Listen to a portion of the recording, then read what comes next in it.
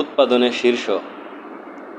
ধান উৎপাদনে শীর্ষ দেশ চীন, গম উৎপাদনে শীর্ষ দেশ চীন, চা উৎপাদনে শীর্ষ দেশ চীন, চিনি উৎপাদনে শীর্ষ দেশ ব্রাজিল, ভুট্টা উৎপাদনে শীর্ষ দেশ যুক্তরাষ্ট্র, পাম অয়েল উৎপাদনে শীর্ষ দেশ ইন্দোনেশিয়া, মৎস্য উৎপাদনে শীর্ষ দেশ চীন, রাবার উৎপাদনে শীর্ষ দেশ ইন্দোনেশিয়া।